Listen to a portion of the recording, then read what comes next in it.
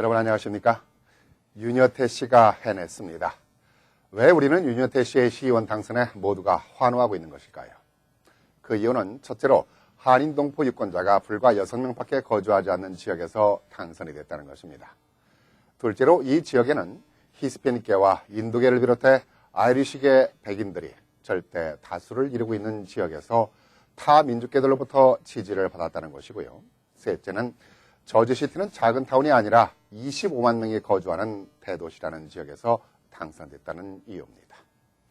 넷째로 득표율이 56%가 넘는 지지율로 당선이 됐습니다.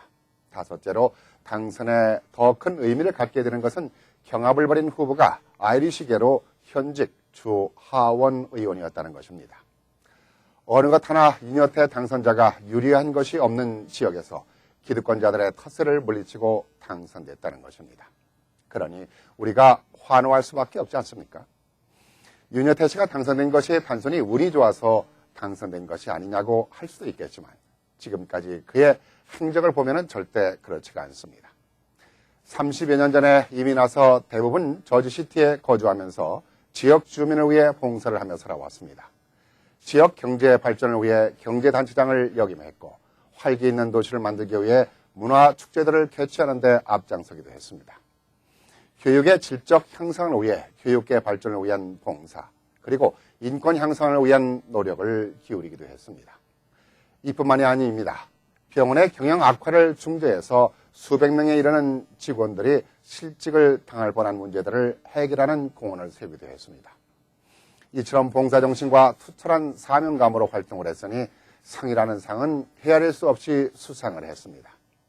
이러한 사람이 시정을 위해 일을 해야 한다며 저지시티 시의회는 윤여태 씨를 부시장으로 임명해 활동하기도 했습니다.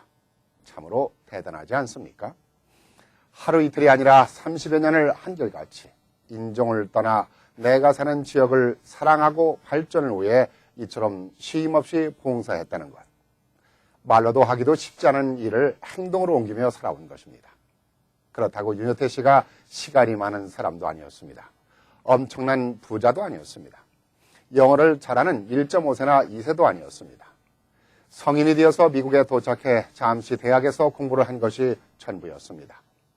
봉사에는 짧은 영어가 문제가 되지 않았습니다.